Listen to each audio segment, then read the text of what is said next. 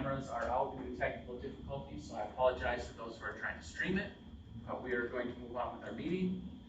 With that, Member Clerk, you take. Oh, yeah, we got to do the pledge of allegiance. I pledge allegiance to the flag of the United States of America and to the republic for which it stands, one nation, under God, indivisible, with liberty and justice for all.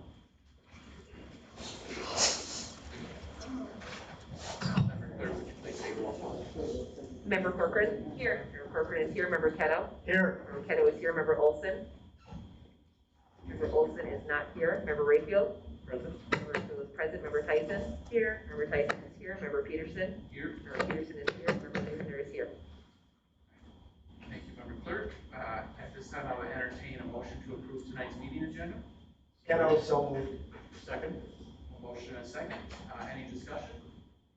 Hearing none. All those in favor signify by aye. Aye.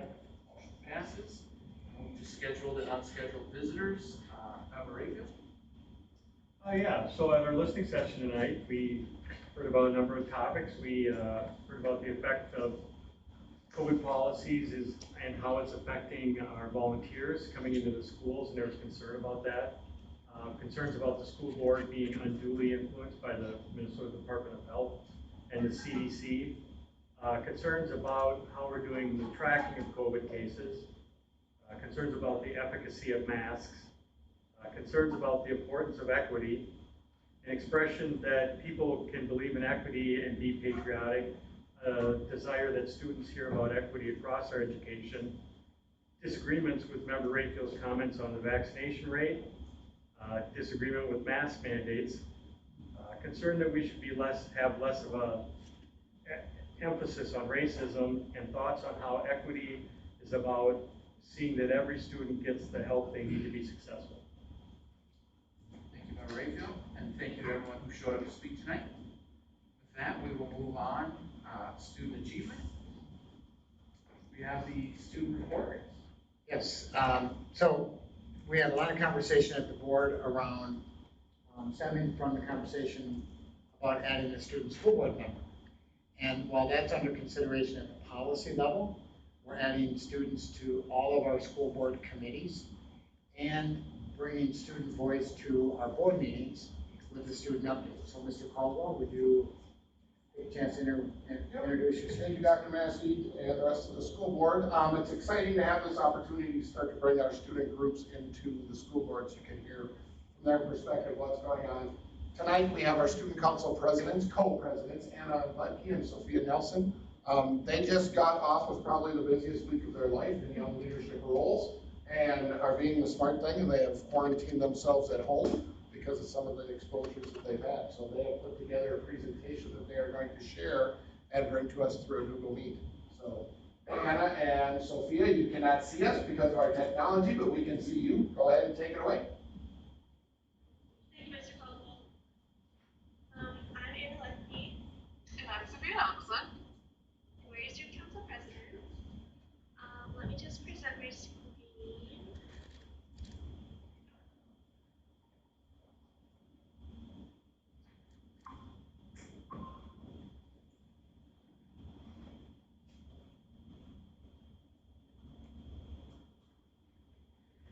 Can you see that?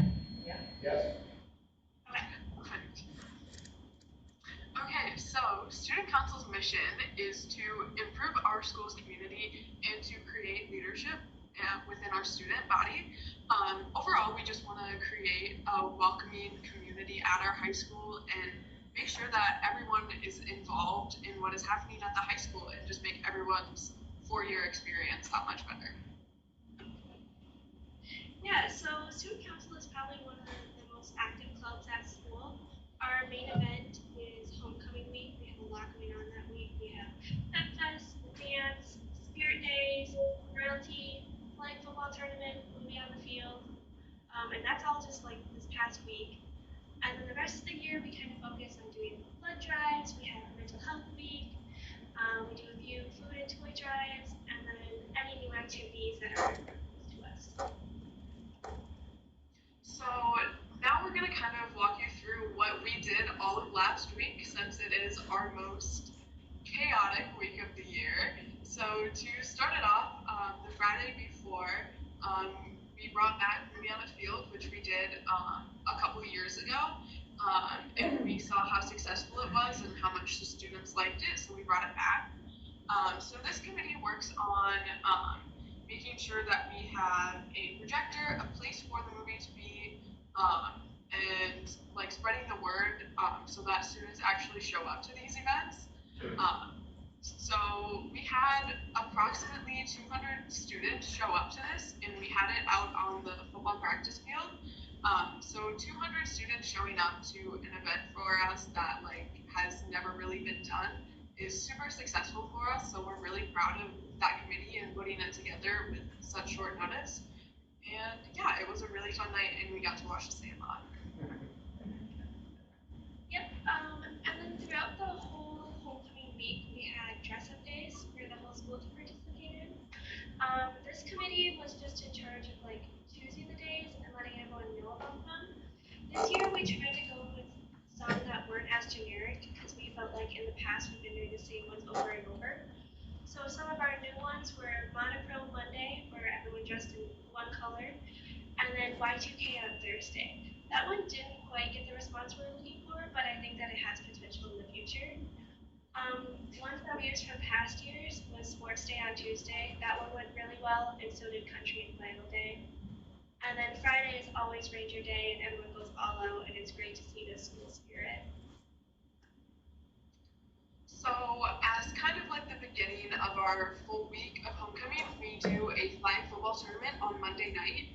So typically we have around 8 participating teams of girls playing flag football. So this committee is in charge of getting the word out there, so that way we have teams that sign up. This year we had teams signing up before school even started, so people were very excited for it to come back. And then they were in charge of getting refs for the games, setting up meetings, and making sure that we had all of the equipment that we needed in order for this night to be possible.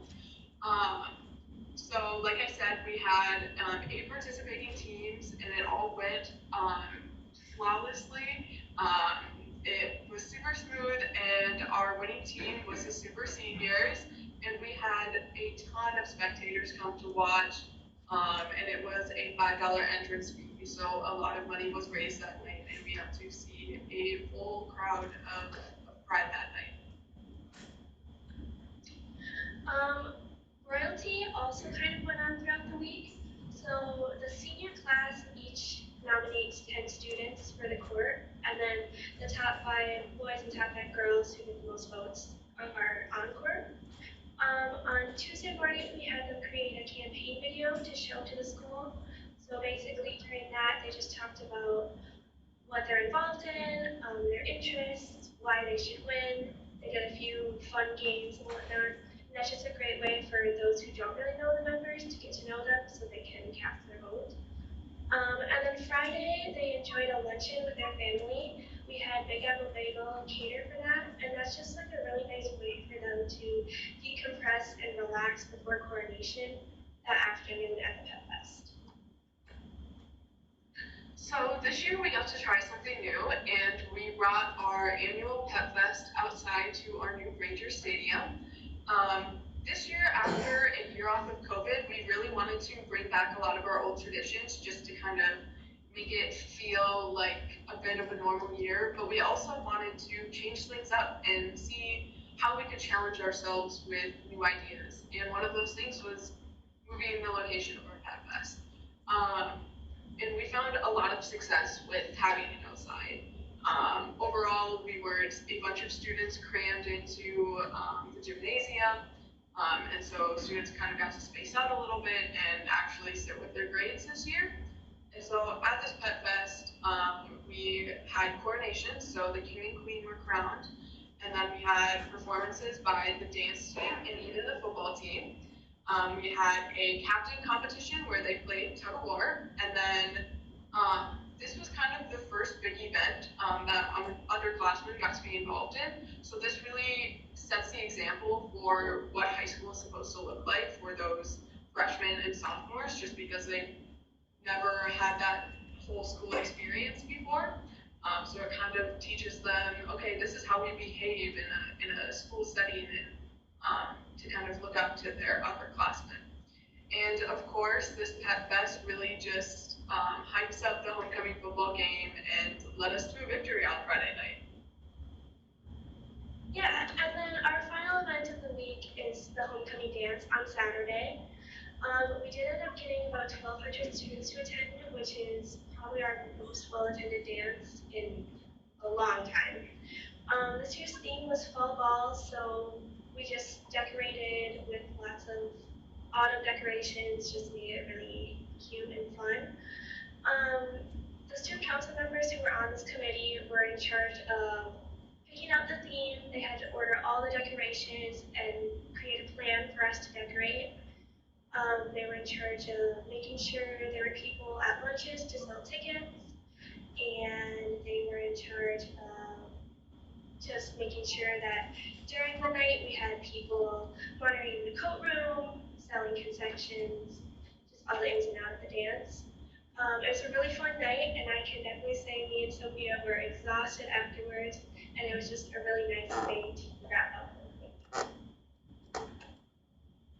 So thank you for listening to our presentation. Homecoming week is by far the most stressful and exhausting week of our school year, but we truly get a lot out of it. There's so much work that the 40 students that we have on student council put into this week. This is really kind of a tester on how much time and effort people want to put into student council, and we kind of get to see that right off the bat. But I can truly say that I am so proud of all of our student council members this year for putting up with all of the work that we had and listening to Anna and I when we were crabby and exhausted by the end of the week. So yes, it was an absolutely amazing week, and I don't think we could have asked for a better one. So thank you. Yeah, thank you for your time and for listening to us. Thank you both for the report. Does anybody have any questions, comments, or anything else? So the fundraising that you're doing now, does that go into a class account, or is it for a specific event? I mean, what does it go towards? Sounds like you're doing really well.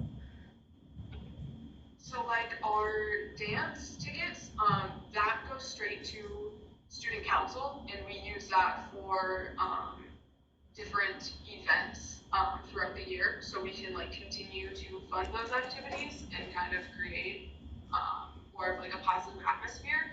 Whereas like the spectator money that we got from flag football, that goes straight towards activities and kind of out of our hands. Thank you. Well, thank you for that report. That was excellent. I can tell you both and the whole group put a lot of time.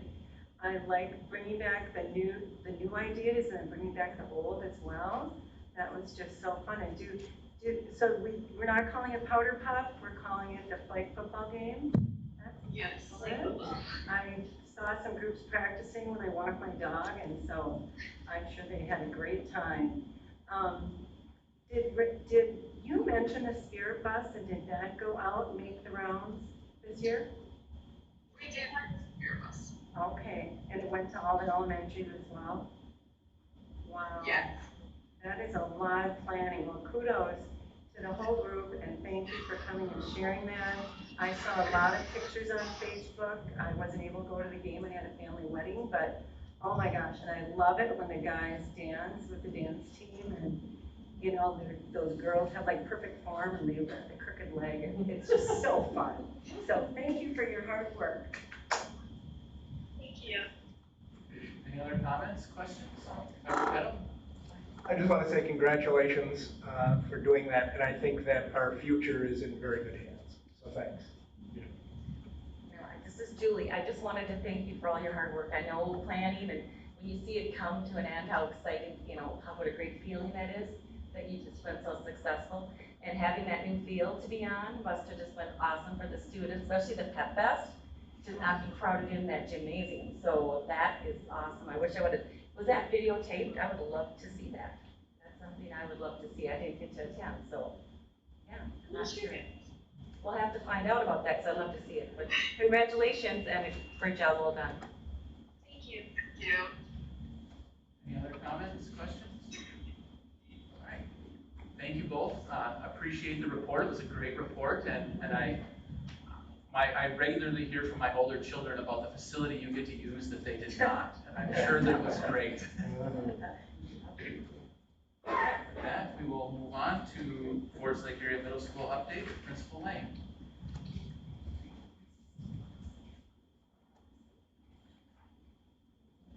Hello, everybody. Mr. Chair, Dr. Massey, and members of the board. I'm Principal Lang, or Haley Lang. Jack, you want to introduce who you are? I'm Jack True. And Jack is here today because we thought what better way to start. Maybe you have a presentation for us too? Thank you. Somewhere, okay. So we wanted to come in tonight because I think Jack is such a perfect representation of a student coming into 7th grade and being new, and I was also somebody that was new. So tonight I wanted to have him come in and tell a little bit of middle school life. But first, tell him what elementary school he came from. I came from Scandia Elementary. Scandia, okay. What was your favorite part about Scandia? I don't know. It's just like a middle school letter, right? Yeah, Okay, so we've talked a lot, and I don't know if you know this about Jack, but he presented earlier this year, and how many people did you present to? 70 70 people. Wow. And who were those people? teachers. Yeah. So Jack helped us on workshop week, because one of the big things that we wanted to do is make sure that all of our teachers and all of our staff really felt committed to kids. And what better way to make sure we commit to kids than having them in. So talk to us a little bit about what like the first day of middle school was like. It was pretty nerve-wracking. Is it as nerve-wracking as this? No. Okay. I know, it's a little nerve-wracking, and I was sweating a little bit too, and we had some nervous legs, so we had to walk a little bit today. Yeah, we did. Okay, but he's very good at math, so we were talking a little bit about NASCAR. Yes, That's one of your favorite things. it is. Yeah, and he was telling me how expensive the tickets are. Yes. How much would it take your whole family to go for one race? One race for the Daytona 500 would be $280 For a total how much? 5 people. Yeah, a lot of money. Yeah. So, middle school life, what's your favorite class so far? Fire. Okay, choir, which this summer when we walked around the middle school, you didn't necessarily know that was something you wanted to do, No, right? no, Yeah, and you love it now. I do. Yeah. He was also telling me about FIAD. Yeah, I like fire too. Okay, what's your favorite part? I like workout Wednesdays. Yeah, it's a good time, isn't it? It is. He likes the new track, you were saying? Yeah. He was good on the feet, so we're happy about that. So that was an exciting update. You have to run a mile. I know. I was more worried about the pacer. Did you have to run the pacer? No. Okay, that was the one where kids have to go a lot back and forth. Really gets the heart pumping, right? Yeah. Okay. Tell me something about peer life, like friend life in the middle school. So I have 4 friends, 5 friends. Okay. Any really good friends? Yeah. What do you do for lunch? What does it look like? And a whole bunch of tables. He's a comedian too. Yeah, I know. And, does it feel like it's really busy, or do you feel like you kind of settled in the I middle school? sell them. Yeah, it feels like a nice place, doesn't it? Yeah. Yes, and it's very exciting. Okay, so on a daily basis, you, I know, have a lot of classes at the far end of the building? Yes. And then how long does it take you to get back and forth? 5 minutes. Yeah, I think you pretty much take the whole time. I see you like jogging up and down that long hallway. I don't jog. Other people jog. I know, I try to get people to walk, but sometimes I see you moving pretty quick. Yeah. At a fast pace. Yeah. Is there anything, so all these folks here are the people that help us get all the things that we need for the middle school life. Is there anything that you think they should just know about middle school? I don't know. That's awesome. Good, it's awesome, okay. We'll take that endorsement, right? I love it there, and I love working there. Yeah. Yeah. So one of the things that we focused on with our teachers this workshop week was to make sure that they really felt like welcoming all students into our building, because so much of us have had a hard time for the last 18 months of school, right? Yeah. So that was the really big reason that we wanted to start with our commitment to kids. Yeah. So where did you come from tonight? What were you doing? I was at a swim meet for my sister. And what were you doing? You kind of Timing the meet. Yeah, times the meetings, does a lot of work. So I know that that was kind of the next thing that you're in charge of doing. I'm gonna give these folks a little bit of an update about some of the stuff that students and staff are doing. But I would just love to give Jack a round of applause. Thank you for coming.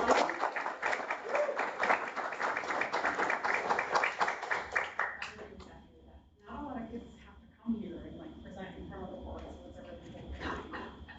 We appreciate you. And you want to tell them that you wouldn't let your mom come in, so she. I would not let her Sorry, we have a mom on the hallway. Thank you for coming. I'm only 13, so. 13 in 6 days. Oh, we're gonna have your birthday. Everybody say happy birthday. Thank you, Jack. Thanks, Mom. You can kind of get that. Thank you. Okay.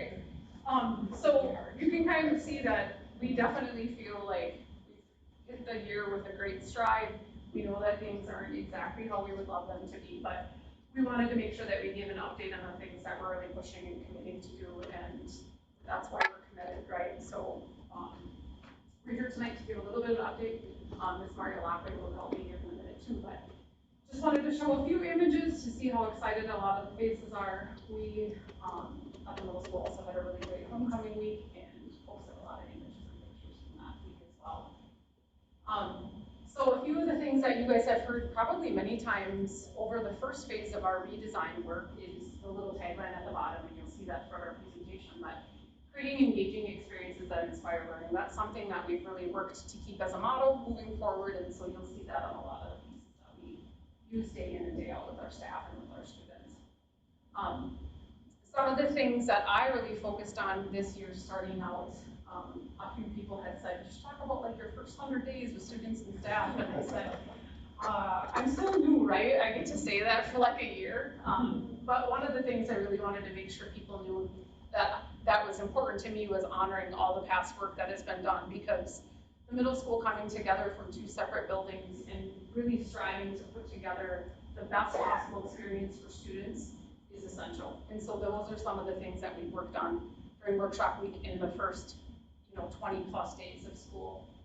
We also want to really talk about celebrating our present, meaning who's here now, the kids that are here now, and not only ever feeling like sometimes we're just planning for the future, right? But we also want to talk about embracing our future. And so some of the things that we've done, I kind of put things into a 3-part process here, but so what I'm going to talk about a little bit today to honor the past for you all, to keep that theme running, is a little bit of an update on the middle school redesign.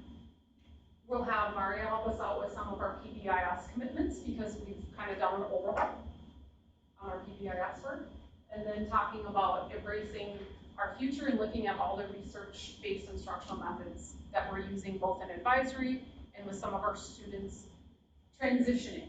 And so we talk about 6th grade transition into the middle school and then transition into the high school as well. So a little bit of that update for you. I know that you all have been getting updates on our redesign. I think we were here just last month talking about our updates. So what's been happening is our second phase in the transition from Mr. Jacobson to myself, kind of being in leadership and him really hitting the ground hard on teaching and learning. We have been currently able to bring teams together of both designers and teachers. And the critical work that they're doing for committing to students getting those experiences have been happening over the last couple weeks. There were meetings in August and then team meetings now in October to do the bulk of the planning. And so those courses are being really truly drafted, finalizing our course descriptions and looking at what are the big ideas and what are the really huge mainstays that our students need prior to moving into those big career wheel pieces at the high school level. And so the big ideas and the mandatory skills, how do we write those into standards for students? And how do we make sure that our educators are really working in all of the career pathways and ideas and questions that students could essentially look at themselves in a career one day? We know that we're not mandating students decide anything, but we want them to have an idea about, oh, this could be something that I could do in the future. And then we also are expanding on our timeline. The things that are coming up are really quick that we get a little nervous about are when do we roll this out to families? How do we make sure that our registration timeline is on point for our next 6th grade group coming in? And how are we really clear about our expectations and what students will be taking as they come into the middle school? So those are the things that we've been doing over the past couple of weeks with our educators, planning for student success, and helping out on the indicators. Our next steps are to finalize our course descriptions and really look at those big ideas. We are planning communication as a team on how we want to roll that out and make sure that we're being transparent and saying, here are all the things we know kids will experience at the 7th and 8th grade level. Offer meetings for our families that are currently in our building. And then make sure, of course, that we give you an open and transparent look at what kids will be experiencing, and then hopefully get those courses approved as we move forward. So those are some of our updates on. I will transition a little bit to Maria. Do you want to come on over? Maybe. There you are. Mask on, mask off. Hi, everybody. I'm Maria Lockway. Band teacher by day, PBIS dreamer by night.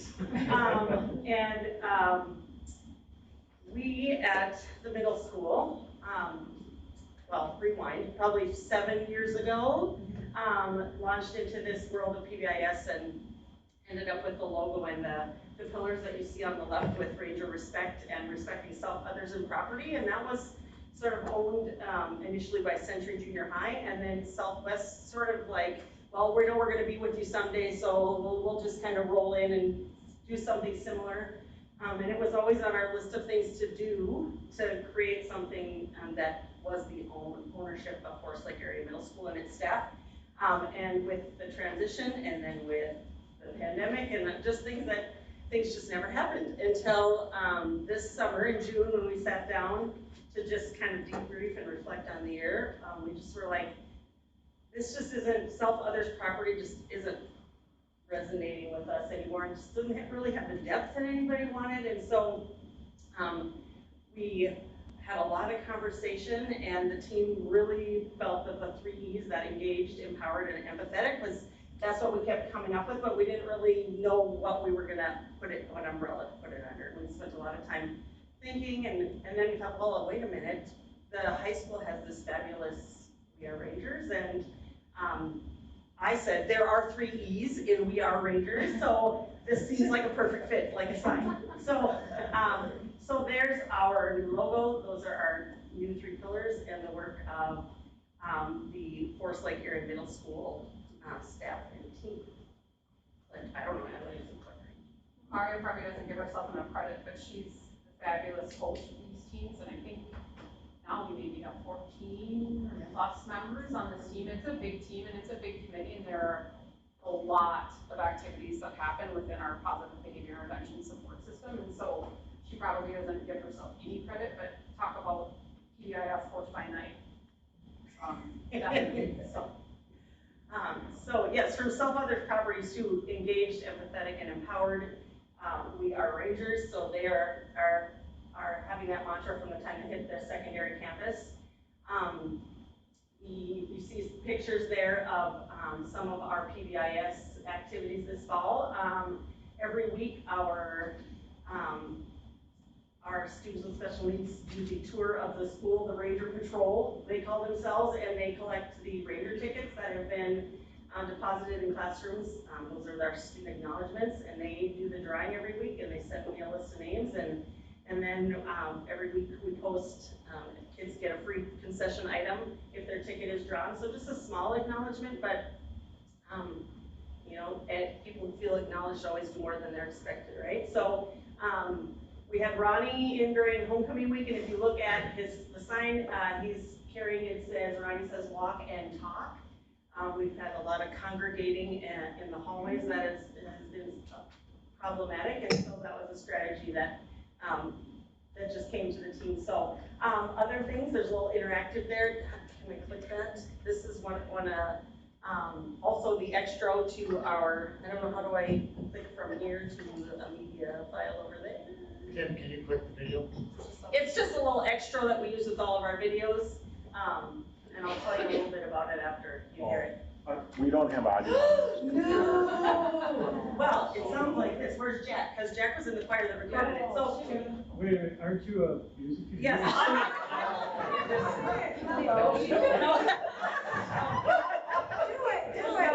will, but just a second, I got it so anyway, the cool thing about this little clip you're gonna hear is that after we spent Transition Day, which is the day when we onboard our 7th graders, and after we had our first day with the whole school, and we did a lot of work with expectations and introducing this idea of We Are Rangers, a couple days in during band class, one of my students said, Ms. Lockway, We Are Rangers, we need to do the farmers, is it farmers insurance theme song or something? And I was like, what are you talking about? And then they sang it, it sounded like this. We are Rangers. So we had all of our teaching expectation videos and stuff with that, and that is the work of our 8th hour boys choir, because I went into Mr. Guidry and I said, we gotta do this, and he said, let's do it. So, yeah, that's just a sampling, I guess, of how we're setting ourselves on a positive path and being proactive and creating a positive school culture. Our PBIS team does a really amazing job of looking at what's happening now, using the data from both academic and behavioral referrals, and really saying, what are the expectations we need to reteach? What are the things that we really need to dig into with students to make sure that we're acknowledging the things you're doing right, and we're re-engaging on the things that we need to improve on. And so PBIS is a district-wide initiative, as you all know, and the middle school has just been doing a really nice job this year of re-engaging, recommitting the kids, and going through a little bit of an overhaul to make sure that we were a little bit more sophisticated in feeling with where our kids were at. So, okay. And the last thing we're just going to touch base on tonight is just some updates on our student-centered advisory program. A lot of folks always have questions about, what's this advisory thing you all have? Is this like a homeroom? Is this where kids come in and do homeroom activities? And it's a little bit more than that. And so I just wanted to give a little bit of insight on some of the work that we're doing in advisory. We also have an advisory committee that's led by some of our counselors and our teachers in the building who are in the trenches with students, because sometimes when it's somebody like myself just doing the planning, it doesn't really resonate with kids, right? So the purpose of our advisory program is to definitely ensure those academic supports. Really getting to have kids foster their own learning and do some self-evaluation. We know that students, particularly at the middle school level, might be able to organize a bag, but they might not be able to organize their thoughts. So what are those connections? And advisory is one of the places that they make a deep relationship with not only their advisor, but peer-to-peer. And students, in a lot of cases, will forget how to do that. And we need to help remind them that you might not agree on things, but we have to be able to work together in groups and in your classes throughout the day. And so our advisory program really looks at the life skills, looking at some of the character education pieces like strength, courage, grit, resiliency, persistence. How do we work through difficult situations and difficult tasks? We also, of course, want to develop meaningful relationships between students and staff. But part of our advisory program is laid out in a really specific way. We also have a lot of fun in advisory. Fridays are the fun day where there's a lot of games, a lot of activities, and a lot of working together. And so the way that advisory is laid out, it's connected to our lunch schedules during the day. So students are grade pure with their advisor. meaning our lunches are grade peer, 7th grade, and then they go to their 7th grade advisor or flip-flopped, and the same with 8th grade. So 8th grade is with a team of other 8th graders, and 7th graders stay with their 7th grade classes. So twice a week, they're given academic support with that advisor team. They're checking in. We use the Canvas system, as everybody knows here, and so teachers are checking in and making sure that kids know how to find what they need academically. If you're missing material, what can you retake during this time? That's a really big portion of our day where students are able to engage and make plans to go see another teacher. They really foster healthy relationships. We also have implemented some of our Second Step curriculum, which is curriculum that has been used at our elementary level. And they recently came out with a K-8 program. And so our building has jumped into that, and we are loving it. It is a curriculum that is research-based in what's best for students, and it evolves. When things might be popping up in our society, it evolves with the things that are happening. And it's a spiral type of lesson system, so it's very, very nice. And then one of the things that I wanted just to mention too, because advisory helps the connection between 7th and 8th graders, and also is a huge portion of the orientation and transition piece to our building. So welcoming our 7th graders into the middle school system after living in a self-contained classroom for many, many years. This is the first time they're transitioning from class to class. And so our 8th grade students are involved in WEB, which is where everyone belongs. We have amazing leadership in that group, and they train students throughout the summer to be able to create relationships and participation. And our WEB leaders then go into student-led advisories throughout the year to make sure that they're making those deep connections peer-to-peer and grade level to grade level. So those were kind of the 3 items that we wanted to talk about specifically tonight. I'm sure I could have talked probably all night. I don't want to take any more time. But we have a little bit of a, this is one of the things that we do for staff acknowledgement. So Maria's going to help out and give some of the engaged tickets, because we were super thankful. Thank you for being engaged. You were engaged tonight and didn't razz us too much. And then if someone, I don't want Joy or Tim, if you can click on that link, this is one of the ways that we acknowledge our staff and students. This is called We Are Rangers School Board Spin to Win. So what we do is all of our staff and students, when they get engagement tickets or empathy tickets, we put their name into a spin to win. And then if you click that spinner, Tim, what will happen is it will go until we see a fun winner, and we have a prize tonight for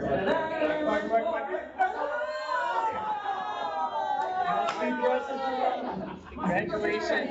So you do, one of the great things in there is the middle school lanyard. So once you put your badge on there, come on over for a visit. Very good. Yeah, so we appreciate your time tonight. Thank you.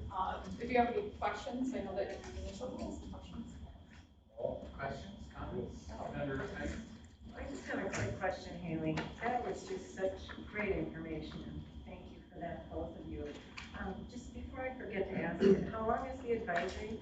It's 30 minutes. So that's not that long, and they can accomplish all that. Yeah, A week, every day. Monday is this, Tuesday is this, Wednesday is that. Gotcha, okay. So and I did have a link on there if y'all are interested in looking at it later, where it kind of maps out exactly what by quarter we have things planned out throughout the entire year. And so 2 days a week we have the intervention type systems where kids are able to make material up and get to check and connects, and then other days of the week are very specific prescribed lessons for the character education. Okay, and I've always been so proud of our district having the PBIS initiative, and I love the idea of having Ranger Ronnie come in and We've got have the that. Ronnies in our building. Yeah, that is A lot of people that don't mind putting the Ronnie. Well, I think the real Ronnie should get a stipend, because that's hard work. Yeah. And it's hot. I don't know. We don't know. I was wondering that very question. No, it's not me. Whoever was in the 4th of July parade, he was very hot. Heat hot, it was a hot day. Yeah. Anyway, I have a quick question. Any TikTok TikTok problems or TikTok challenges going on at the junior high? I've been, I've been asked that by Yeah, parents. we definitely have had some challenges.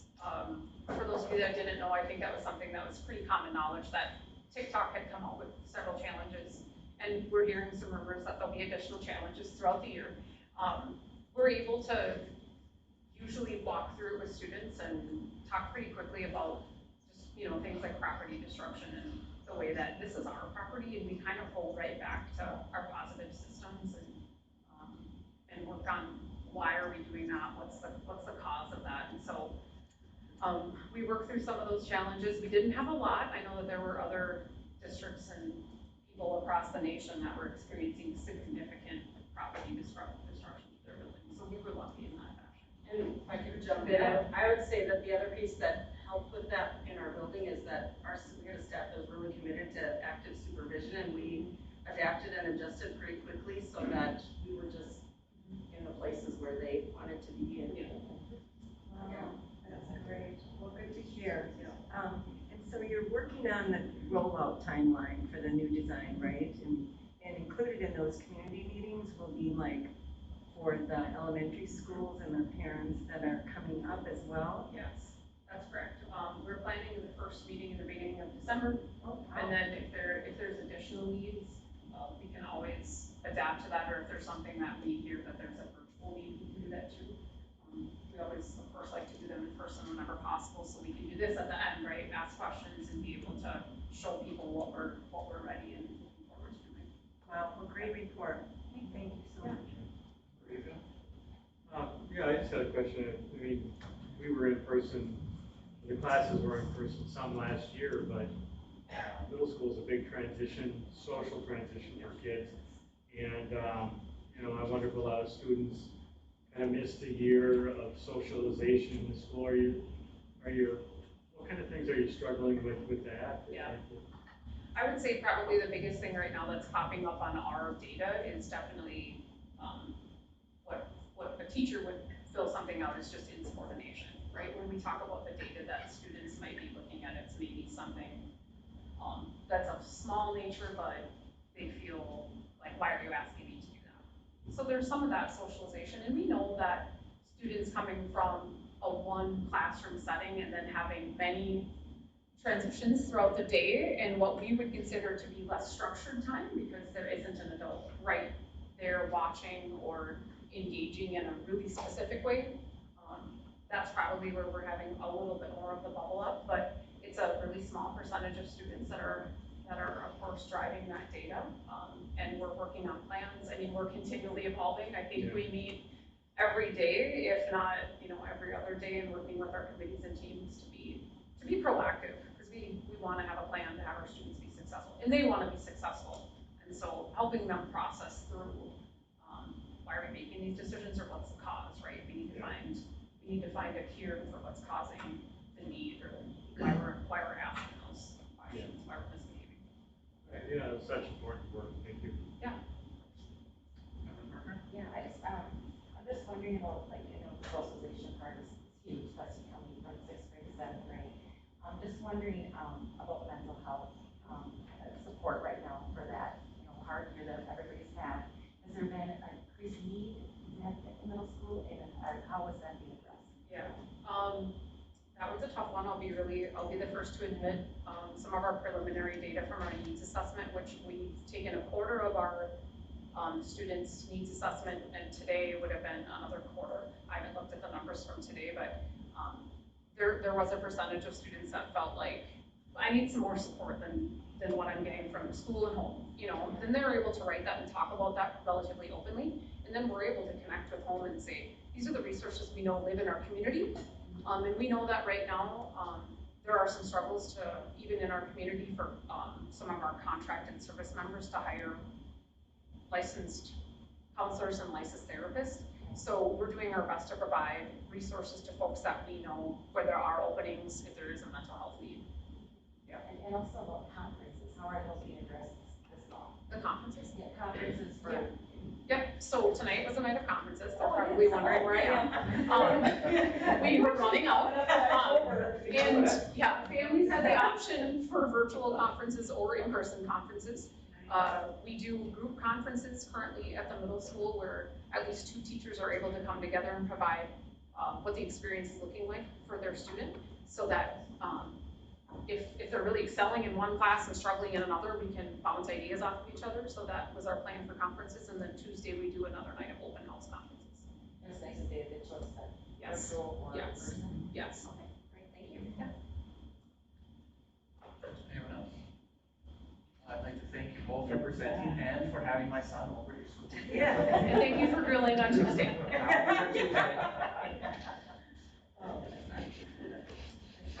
With that, we will move on to Dr. Komatsu and the 2021 EdScape report.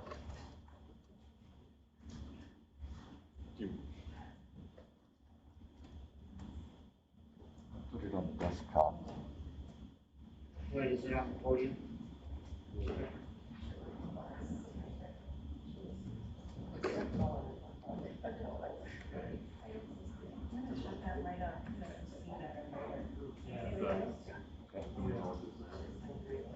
As Lloyd is getting this presentation up, keep in mind as a backdrop that last year was a rather exceptional year with learning model shifts and changes. More kids than ever statewide, certainly here, opting out of testing. So, but it's still important, data is data, and we need to take a look at the data that we pulled together last year between the city of Castle and FAST. Keep that in mind as a backdrop. Last year was quite an unusual year. Thank you. Let's just move on. So basically, what I wanted to consider, in addition to just seeing what the numbers were, was to think about the pandemic's impact on our accountability system, which we have in place because of federal requirements. In 2019, 2020, all accountability testing was waived. So there were blanket waivers for all schools. So we didn't do any state testing that year, at least not any state testing. So I recently got hearing aids, and I have glasses, I have a mask on, and it is very pathetic to keep all of those things straight. We didn't do any testing in 2019, 2020, so there's a gap there. In 2020, 2021, the assessments were not waived by the Department of Education. Instead, we were told that state tests had to be given, but the accountability requirements, the calculations that are performed on the state test results, were waived. So we're in a situation where we were getting the measurements, but the weight of those measurements wasn't really there, right? It wasn't as, I'm drawing a blank, sorry. It wasn't as high stakes as it typically is. And I don't know if that would have had an impact. So one question becomes, why test at all if you're not going to put these high stakes on the test? We expect that the pandemic would have had an impact on learning, given that we were able to observe the impact it had on teaching and on social and emotional well-being. Administering the tests in a rigorous fashion, so in the way that the test is meant to be given, would give us a snapshot of students' knowledge and skills related to the Minnesota academic standards. So it'll give us an idea about the nature and extent of the pandemic's impact on learning and which students were most affected. So getting some data will tell us something, although we will have to take it with a grain of salt because, well, let's see why. So the question becomes, how representative are the results? To maintain the integrity of the tests, MDE required all testing to be in person. Now, we had quite a number of students who were online. very few of them came in. So right off the bat, we know that systematically, a certain group of students were excluded from the test results. It was unclear more generally whether there are systematic differences between the students who were tested and therefore yielded the data that we have, and students who were not tested. Sometimes students opt out, the online students didn't come in to do the testing, and so forth. Historically, overall participation, both statewide and at Forest Lake schools, has been over 95% in all subject areas. Okay, if you look at the participation rates historically, there's a slight decline with grade, especially at high school. You see a lot more refusals, either parental refusal or student refusal to participate. But in 2021, where we required testing but not accountability, overall participation in math and reading was around 75%, right? That's compared to 95% or more, typically around 97, 98%. And in the upper 60s in science, at least statewide. At Forest Lake, the pattern was a lot more complicated. Okay? Participation in reading was better than statewide, and participation in reading at Forest Lake was better than participation in math. Participation in math at Forest Lake was worse than participation in math statewide. Okay? Although participation at the secondary level in Forest Lake was roughly the same as statewide, participation at the elementary level was appreciably worse than statewide. So participation in science at Forest Lake was about the same as statewide, but saying that masks a large grade level effect. So participation in science was slightly better at Forest Lake at the secondary level, but much worse in Forest Lake at the elementary level. So here I graphed percentage of students tested in 2020, 2021. And I've broken it out by grade and comparing the statewide versus Forest Lake. And you can see that our participation rate in third grade, for example, is just about 90%. So that's great. That means we can put quite a bit of faith in the third grade results because most of the students were tested. So the results we get are representative of the third graders. But that gradually declines into eighth grade. And I don't know what Haley did, but she got those 10th graders tested as well. Even though generally at high school, rates fall off. And then you see the overall rate off to the far right there. Here it is in math, and you see that the red lines, which are Forest Lake, suddenly drop. That's what I mean by our math participation rate was quite a bit weaker than our reading participation rate, especially at the elementary level. You see that 7, 8 was not too bad. If I go back here, it did drop, but not as much as at the elementary level. And our participation rate relative to the state participation rate was not too bad. High school, and here you still see the effect at high school of just how big a drop in participation there is on that math test. And that's actually been the case historically, and a few years ago there were pushes by a number of districts, not by the districts, by the students in the district, to boycott the high school tests. And that effect still seems to be lingering.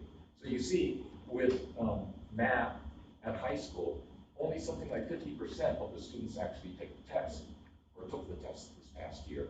So it's very hard to say anything with any confidence about the high school results. And here's science. And here's where, as I said, although overall the Forest Lake participation rate is very similar to that of the state, what's actually happening is we're good at the secondary level, but at the elementary level, we tested quite a bit fewer kids than were tested statewide. So how representative are the results? Well, in reading, Forest Lake, it's pretty good, especially at elementary. Statewide, a little less good. In math, at Forest Lake, not too bad at the middle school, but otherwise probably only fair. And what I'm trying to call your attention to is just how much of a grain of salt you want to take the numbers with. Statewide, math looks a lot like reading, unlike at Forest Lake. Science at Forest Lake, fair at the secondary, pretty poor at the elementary. And statewide, not bad at elementary, but descending from there. So that's all about participation, not. That's all just participation, right? Trying to provide some context for looking at the numbers. The results, well, reading, which remember is the most interpretable because our participation rates were the highest there. Between 7 and 10% fewer students scored in the proficient range in 2021 compared to 2019. The differences were slightly larger at Forest Lake compared to statewide. That is, you saw a drop in the percentage of students who scored in the proficient range in 2021 compared to 2019. And that drop was larger for Forest Lake than it was statewide. When are these tests administered? These tests, the testing window is in February through the first week of May. Okay, thank you. It's a large testing window. In math, notice that the drop was somewhat larger, 10 to 12%. Fewer students scored in the proficient range compared to 2019. And the difference, again, was slightly larger at Forest Lake compared to statewide. And the same thing in science. The drop was more like the drop for reading, but again, difference slightly larger at Forest Lake compared to statewide. And here I have graphs so you can see these effects visually. So there's a gap for 2020. I just like to call attention to that because part of what we need to keep in mind is that we're talking, when we look at what happened in 2021, we're looking at 2 years of impact, not just 1 year. Usually we just think of going from year to year to year, and any changes reflect what happened over that 1 year. This time we're looking at what happened over a 2-year period. Here's math. You see all the graphs drop a little bit. And here is science. Again, just a tiny bit of a drop.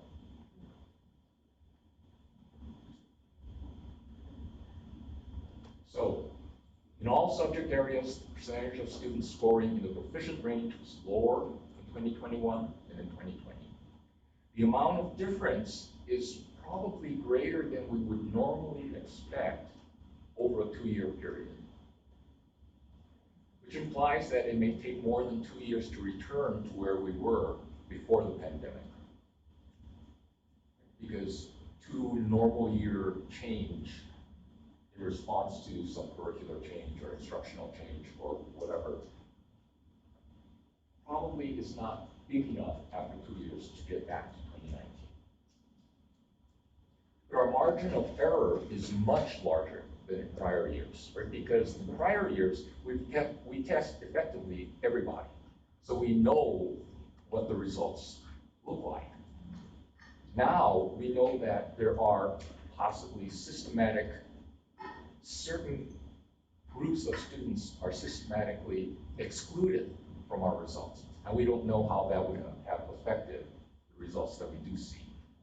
So although I say that grand thing about differences greater than normally expected over a 2-year period, maybe, but maybe not. If we had tested everyone as we do historically, the results might look quite different. Level of participation varied by grade level, and we know that percentage of students scoring proficient varies by grade level. So here's one of the systematic effects. We know that participation rate varied by grade level.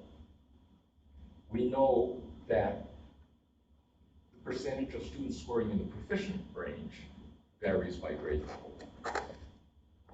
So we know that the makeup of our overall results looks different this year than most years. So most years, our 7th and 8th graders pull up our overall average. But this year, many of them didn't test. At some grade levels where we do less well, more of our students tested. So does that artificially lower the proficiency rate? Maybe.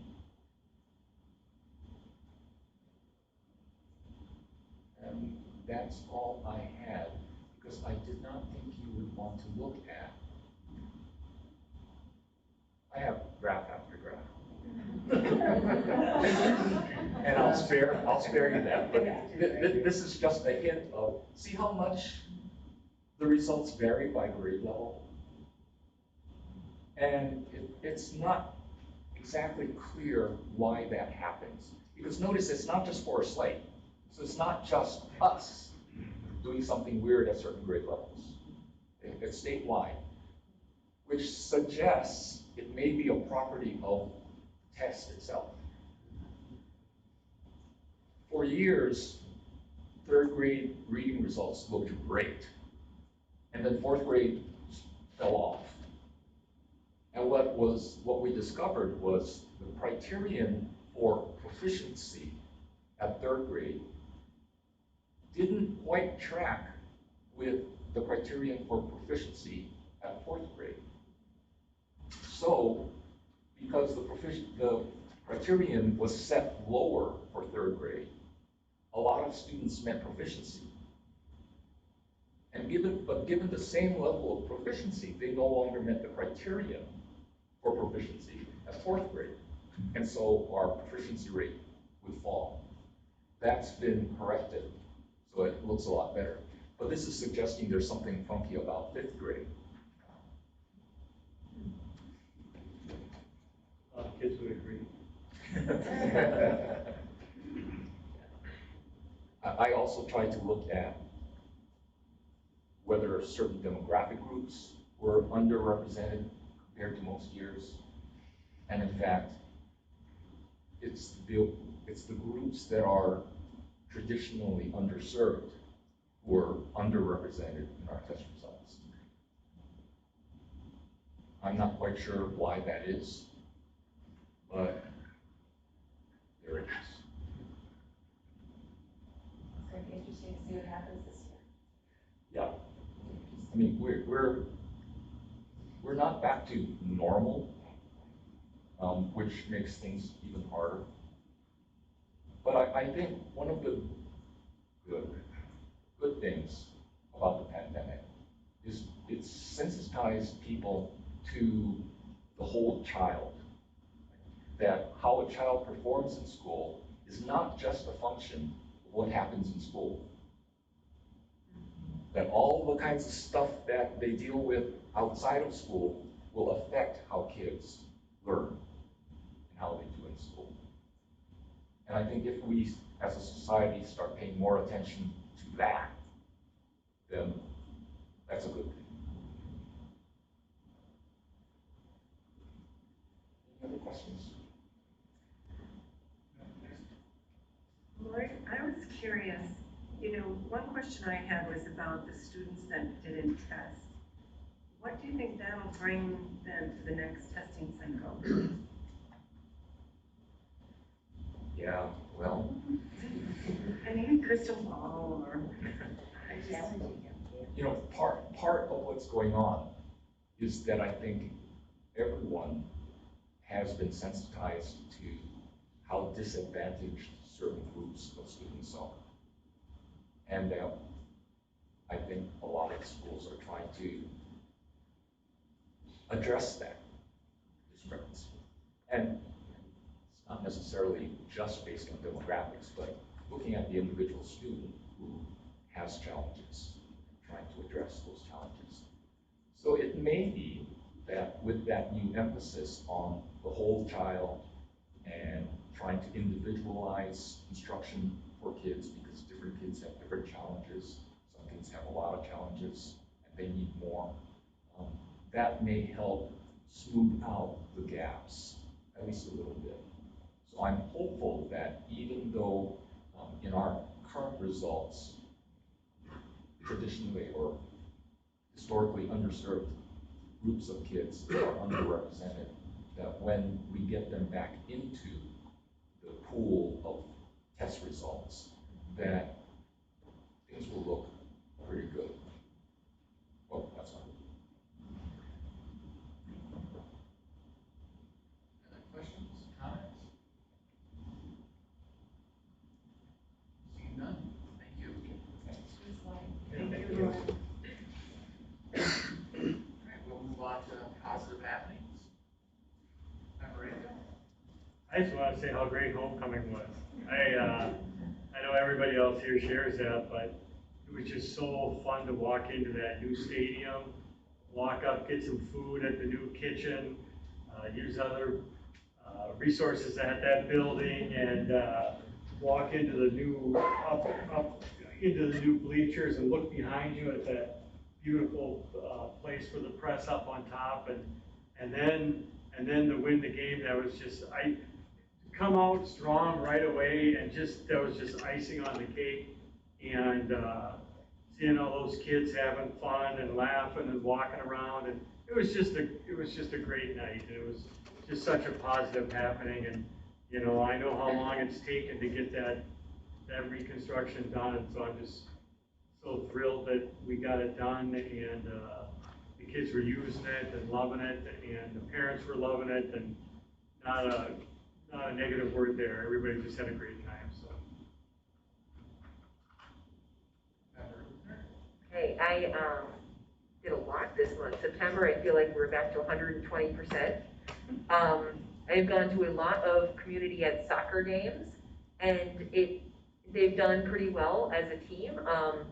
Over the past 2 weeks, they've had severe busing issues, which just is how it is.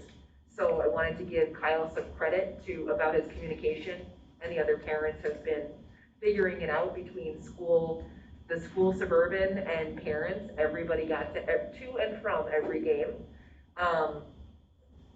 Doing some synchronized swimming, which is really great. Homecoming, definitely on my list too. And thanks for waiting the weather until 10 minutes after the game. It was perfect. You know, total credit where it's due.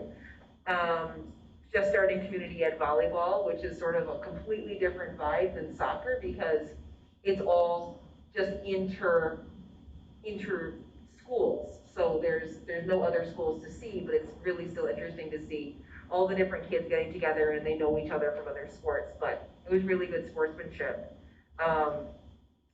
And then just to not be biased towards my own children only, I went to a football game for the 6th graders just to compare it to how the high schoolers do. And I didn't realize how many different rules there were for 6th graders playing football, but it was still a really good game. Those kids had a lot of fun and a lot of really engaged parents. The St. Paul Saints game, so I might be stealing yours there, but the speaker who owned the Saints really did follow through on his love of our marching band and invite them to come to a game, and they did a really nice job.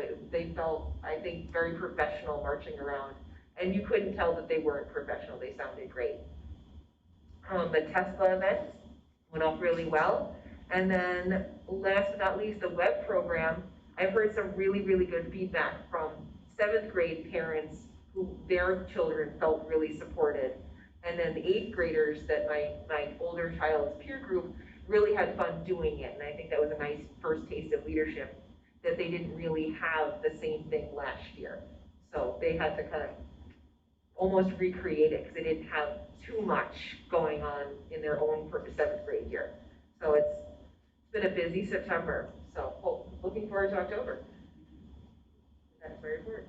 Anyone else?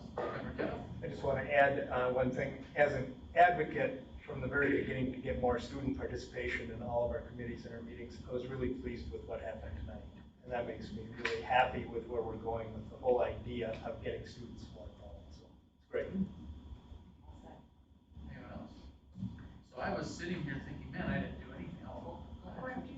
Oh, but I didn't do anything this month, and I was out of town for work until Member Luther started speaking. I thought, oh yeah, I was at that, and so I attended several of the events that Member Luther was at, and they were great. I didn't make homecoming because it was my 26th anniversary, so I went out with my wife, but I did make the first home game, and it was amazing to watch. Even though they didn't win that game, it's still great to see so many of the community members who supported us through this process of getting the new facility. So I want to thank the community for stepping up for all of those pieces, and yeah, it's been a great month. It was great. TEFLA was a fun event. It cost me a bit of money, but it was a lot of fun. And the Saints game was also really an amazing experience. They did a great job allowing those kids to play and really highlighting them and putting a focus on them for the game. So that was really fun to be at too. And I think they won. They did, yeah. Okay. Well, yes, and I got to pass out, I brought the program with, I don't know where it went, but, you know, the programs that we're passing out at the football games, they are just a testament to how much the community supports our new facility and how they support Forsyth area schools and all of our programs. So I got to pass them out with Jeff, and probably something that just almost brought tears to my eyes was seeing people coming in their wheelchairs and have that accessibility and be able to go right into the stands and sit and watch the games together with whoever they came with. But I like Bodie's strategy of like eating his hot dog when he's passing them out, because people head right over to the food, so that's a good one. I just wanted to mention, I wasn't able to go, but we had a career launch fair on Tuesday.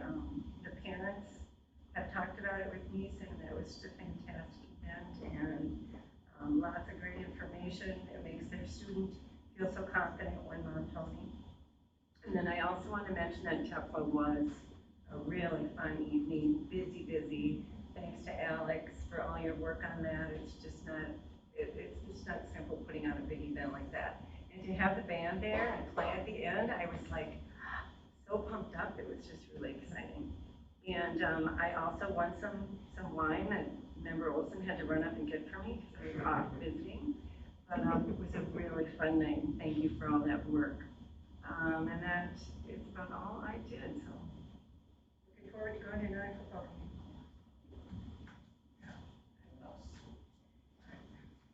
We will move on. Moving on to reports, workshops, and conferences. Anyone? Member Luther? I went to the C conference.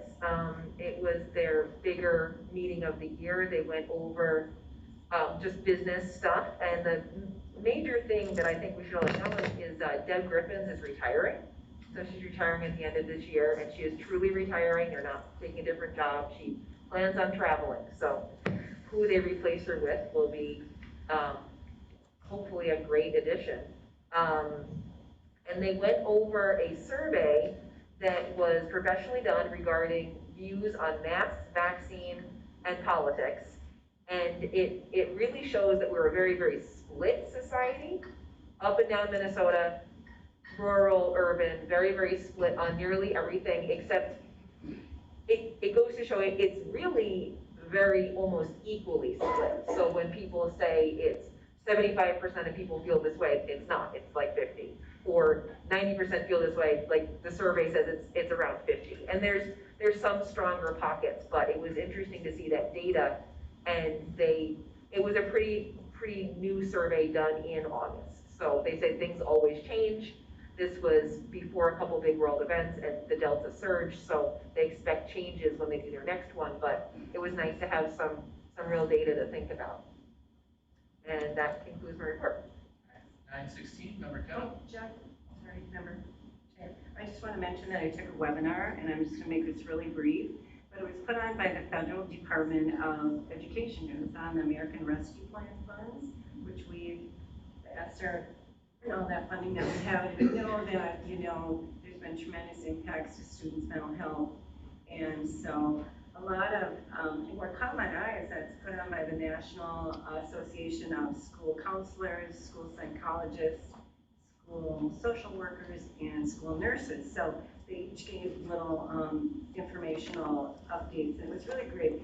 And what was so important to me is it just affirms that we are already so progressive and ahead of it. We already have our as Director Kelly Wilson reported, our social emotional curriculum in place, and we talked about the tiered interventions, and we already use MTSS and how PBIS is embedded in there. So I was just really proud again after listening to that. But the big takeaway is that we all know that there's just tremendous impacts to mental health. So thank you, Jeff.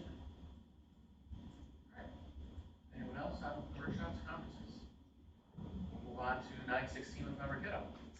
We had 2 meetings prior to tonight. The first meeting was a board work session, which was held on Wednesday, September 29th at Cora Education Center in Little Canada. Northeast Metro is changing to online for all future board meetings, so we reviewed Board Book, which I found ironic because we've used it forever, but it's brand new to them. The remainder of the meeting was a presentation on restorative justice, which included a small group discussion. We ended the meeting with each director sharing some insights with the group to try to bond the new board, because it's a fairly many new board members. So the regular monthly board meeting for Northeast Metro was held last night at their district office in White Bear Lake. Board Book was used for the first time at the meeting, which I found ironic, and halfway, I gotta tell this short story, but halfway through, all of our computers went dead. And the reason was they had programmed student computers for the meeting, and the students are only allowed like 20 minutes of screen time. So everybody at different times all through the meeting, every 20 minutes, they all shut down. But I digress. 2 staff members, Jeff Booker and Kendra Vesey, delivered a presentation on training and retraining and retaining new 916 teachers and education assistant specialists due to they did a study and found that a lot of the new teachers and education assistants were leaving after a very short period of time.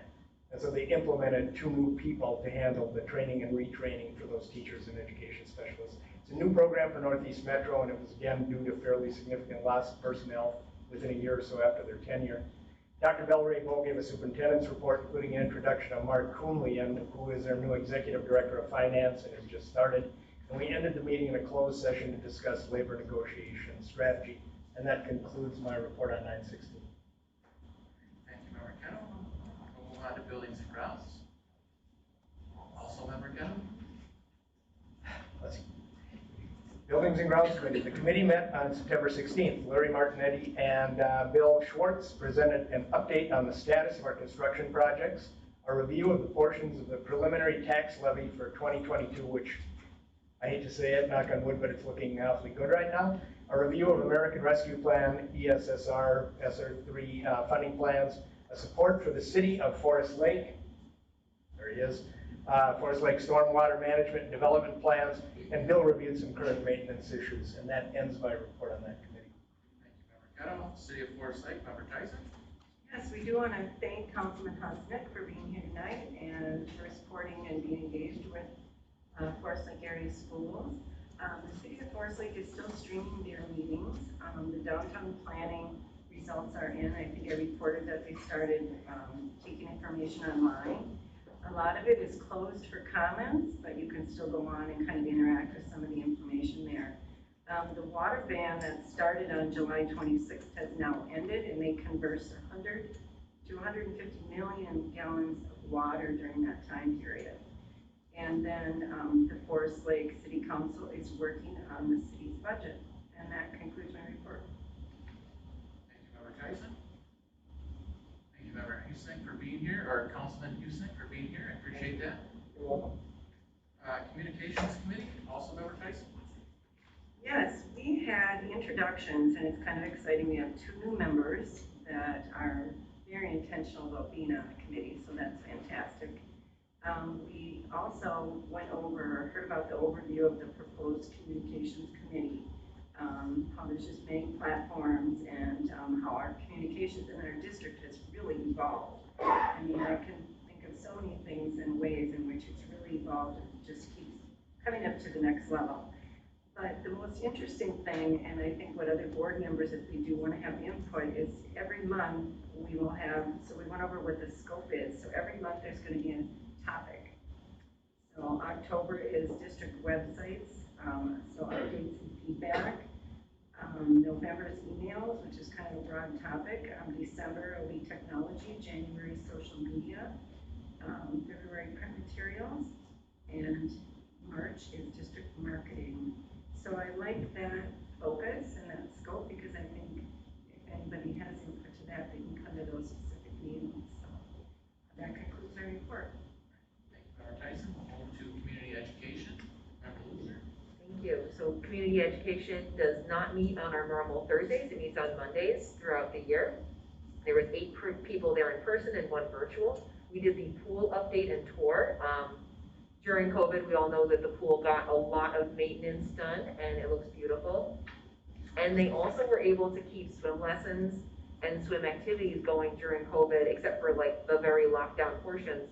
They were able to offer a lot of classes still going in person, and they never tried to loophole the rules, but they found good ways to be able to go around the locker room and distance. And they were finding that everything was full and they were drawing from towns and towns away. They were never expecting people to drive that far. Short discussion about how the Y that opened 6 years ago, they kind of expected the dip as people went, but they've seen a real rebound. So they're pretty much exactly where they are, if not up in participation over where they were in the past, and it's doing very well. So their biggest problem is finding and keeping staff, which is everybody's problem. But they find that a lot of their teams will staff the younger kids programs and make it a point of Ranger pride to really help the kids that are below them. So that's really nice for those kids to teach the next level. And that concludes my report. Thank you, Member Luther. Curriculum, instruction, and equity, also Member Luther. Okay, that one was 9 people all in person. We got upgraded to the big room, so that was nice. We had a discussion of the elementary literacy framework that is in preparation for new standards in 2025. The previous standards are from 2017. One of the key takeaways was finding more ways to fit in writing in other parts of the day. So not really taking away from anything, but adding more writing to the day. They are evaluating the tools that are being used more mindfully, so it's a good review. Are we using the tools effectively? Are they doing what we want? Which is a really nice thing to circle back on. And what was very clear was there was a great love of teaching in the kids because the staff just went more than just 1 extra mile. It was constantly extra miles of joining committees and joining task force and doing things in their extra time. So the staff commitment to making reading really work was really apparent. And that concludes my report. Thank you, Member Luther. We'll move to equity in our schools. Member Rayfield. Yes, thank you. One thing about curriculum instruction before I begin on equity is that, and one thing we wanted, with curriculum and bringing it into being one of our main committees, is that we felt like the curriculum and instruction was kind of the core of what we do. And man, did we see it at that meeting. It was just like, it's just such a reminder that this is such an important thing we do with that curriculum work. And it's really the core of what happens here as an institution. So it was really nice to see. So, but getting to my equity report, good news, the Forest Lake area schools received word earlier this week that we got 2 new events that were approved for grants through TEPLA. The Hmong and Asian Culture Club, along with advisor Trevor Cole, received funding to help support an event celebrating Asian American and Pacific Islander Heritage Month in May. The students and Mr. Cole will work with the cultural liaison Long Yang to design a community event. In addition, a grant to support the first National African American Parent Involvement Day, NAAPID, at Forest Lake area schools was also approved. NAAPID began in 1995 to celebrate the contributions of African American families and students to the school and broader community. NAAPID occurs in February, and Forest Lake area schools will work closely with the cultural liaison, Carrie Saffold, secondary student affinity groups, and the African Ancestral Affinity Parent Group to set up the event. Details to follow, and thank you to Brad Ward for helping me with that report. All right, we'll move on to the Finance Committee. Member Corcoran. Okay, a lot to talk about. That hour goes very fast in finance. First we talked about the property tax levy for proposed preliminary for property tax levy for page 2022 for the next school year. So we talked about that, and then also we discussed in the truth in taxation in December, when we'll be actually voting on that. We talked about the audit for fiscal year 21. Due to all these additional funding opportunities for our school district, there's increased audits and a huge workload that goes on the finance team. I'm looking at, there's 2 pages worth of audits. So just to give a shout out for Chrissy and Reverend Director Martini of the time and effort that staff does, it's way beyond what even I read it and I just, being the accountant myself, I was pretty blown away by the amount of audits they have to do. Many, many months. Constant. So a shout out for their team. Talked about the AARP ESSER 3 funds. That's also something that's a wonderful opportunity, but also comes with a lot of work. So what we're using is a really nice spreadsheet that Larry provided. Just a quick, we plan to spend the following funds on teaching staff, custodial staff, cleaning supplies, and PPE, technology purchases, and other learning recovery activities for students that are not making adequate progress. And within the funds, they actually have to, they have to track it by student, in different categories. I mean, it's just that it's very data-driven information that has to go to the government to actually be able to use the funds the right way and also be audited on how they're used. So it's just a lot. Talked about the fiscal year 22 budget. The enrollment gain so far is 89 students, and we're actually budgeted for a loss of 100. This is as of last month. So very exciting that we gained some students, and hopefully we're going to keep the students here. I've talked about the run rates for the expenditures. We're right on target for the past years. We also talked a little bit about the Forest Lake Development Plan. That's my report. Thank you, Member Corbin. Policy Committee, Member Luther. Okay, there's 14 people in person, including 2 students and 1 community member who didn't want to join the table but was still there. So that's 15 bodies in the room. And the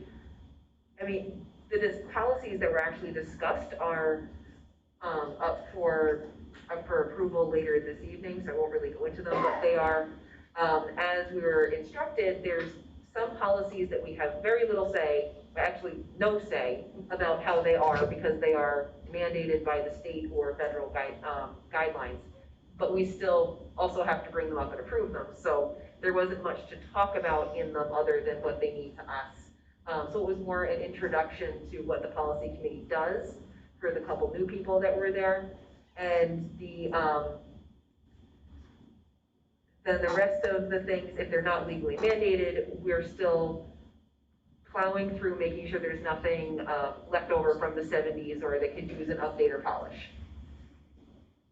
So, and then the second part was we were talking about future policies, and that we are looking forward to looking at creating a student board member policy to recommend to the full board over this session. And that was very important. Thank you, Member Luther. We did not have a staff welfare committee meeting. I was out of town. So with that, we'll move on to the superintendent report. Dr. Massey. Thank you, Mr. Chair. Before I get into some other items, I want to also recognize the successful homecoming event. We heard a great amount of detail on homecoming week from Anna and Sophia. Thank you for their report. But Principal Caldwell underrepresents and undersells the work that the admin team and staff put into that week. I've done that before. And you don't get sleep that week. If you're not doing something, you're worried about something. It's an extraordinarily busy week. It doesn't happen without great planning by great people. So congratulations on a great week. You wouldn't think this was Ms. Lang's first year as a principal, would you? But thank you for your report and for Jack being here and Maria as well. Jack said Workout Wednesday is his favorite part. I think he may be the only student that thinks Workout Wednesday is the best part of truly. Yeah, that one. Yeah, if you meant that as a joke, it was, taken seriously. I want to give a quick shout out while we're talking about homecoming to the cover that Foresight Times gave our homecoming event. If you've had a chance to open the paper, you'll see a complete spread. In fact, a spread and a half on homecoming. While you're there, take a look at the article that Natalie did on the school board and how the school board operates. It's a great portrayal of the function and the role of the school board, so we appreciate the coverage there by Foresight Times. Let me take a little bit of time and give a quick update on where we're at with school models and COVID and so on. Last week, we had 17 positive confirmed cases at the elementary. We had 25 positive confirmed cases at the secondary. All those kids then quarantined for their identified quarantine period. We notify families of close contact. They have a choice whether or not they want to quarantine. We encourage it, but we're not forcing that. So that's an option for them to quarantine.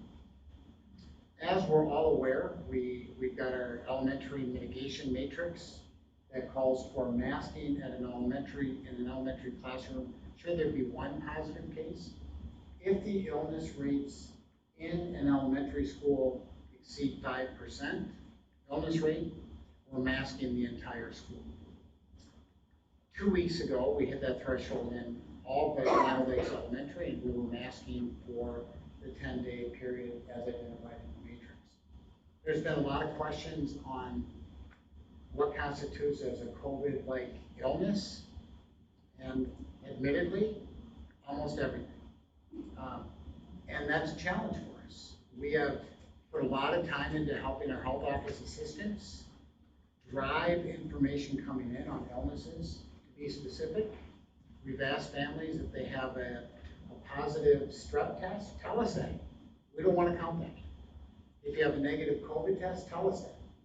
We don't want to count that kid in our illness rate either.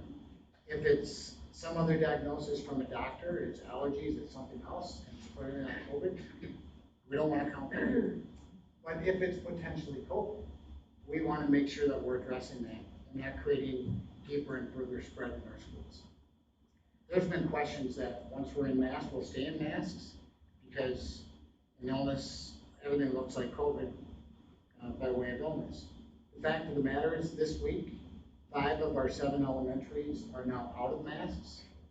And based on the data trend we're seeing currently, we'll be below 5% in all of our schools. And the illness rates have dropped considerably since we were in masks just a couple of weeks ago. So it looks as if next week we'll announce for the other Foresight Elementary in Columbus that masks will be back to our regular protocol of optional the night before.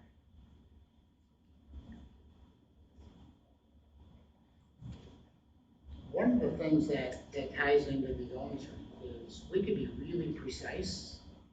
If every time there was a student illness they tested, then we would know exactly what we're working on. We know that's not going to happen, but we are now in a position with state resources to provide testing for any student family that wants to test, and they will be, and the rapid test will be made available if they come in. Director Lessman has done a lot of work with Director Martini setting up that testing program. If the tests arrive next week, we'll be offering those tests and having those available to families. A negative test and symptom-free, you're back in school.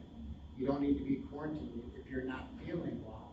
But if it's not COVID, when you're feeling well, come on back in. We're also testing staff, or not testing, but having tests available for staff so that we are properly identifying staff with positive cases also.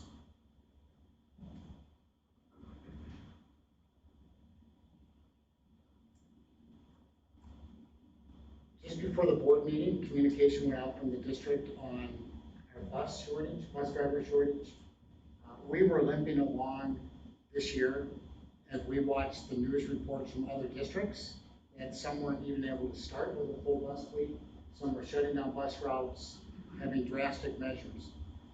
We have been limping along with the tremendous amount of credit to Supervisor John Gray and his team. Today alone, we were 25 bus routes short. We didn't have a bus driver for 25 routes out of 84. So how were they covered? All the staff at the bus transportation department drove today, except for the person operating the dispatch. That includes John Gray, our safety supervisor, mechanics, office staff, are all certified bus drivers for times like this, and they were all driving. Our 3 trip drivers were driving. Fortunately, we have reliable SEBs, and they stepped up and helped us get through the day and other days. And we made it work with the exception of one route that we were able to double up a special education route. Same is true for tomorrow. Now imagine if we get 5, 6 bus drivers calling in sick tomorrow. In addition to that, we don't have bus drivers. I could show up and want to drive, but I'm not certified, nor would they want me driving. But we don't have drivers. So we have spent a great amount of time in the last couple of days planning through how are we going to address a day in which we don't have a bus driver or 2 or 3 for specific routes. The communication that went out just before the board meeting to families was, please get ready, because it's inevitable that we're going to have to cancel a bus route or 2 or 3 on any given day if we're short. We just don't have a reserve bank of bus drivers that we aren't already tapping into driving buses. The communication will go out at 6 a.m. It's not ideal. It's extremely disruptive. I'll take any solutions that people have that create a better plan than the one we have. We know we need to communicate. We need to communicate effectively and thoroughly.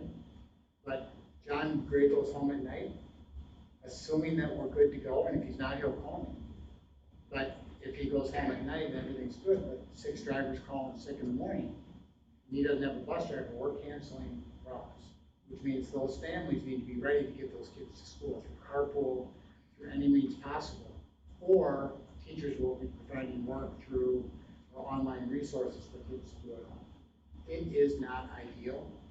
We are facing the shortage like every district nationwide and statewide, and it's finally come to roost here. Fortunately, our situation isn't, I don't want to sugarcoat it, but it isn't nearly as bad as it is in other districts. Why? I'm convinced that the fact that our own community drives our buses makes a big difference. There was a time a dozen years ago where there was an interest in contracting bus services. Some of you were on the board at that time. And the decision was made not to do that, and that was a wise move at that time, because there was a different level of commitment when your own community drives your own kids. And that's what we have going for us. So we're fortunate, and we benefit from that. I'm hoping we're not sending a caller at 6 a.m., but we need to be ready for that possible event. I have a question, is it certain routes the same, is that the same, that's been causing? It's possible that the same bus, I'll pick on bus 17, might not be in play on Tuesday. Same driver not in play on Wednesday. Same not on Thursday, but we're not gonna cancel that route 3 days in a row. No, I'm just saying, is there some notice you can give some parents for that route if you anticipate? If we know that at night, we'll certainly communicate, yes, Okay. yes. Will SAC be possible solution for parents that need to drop off early? That's the only way they can get their child there. So children who don't normally use SAC, is that been discussed?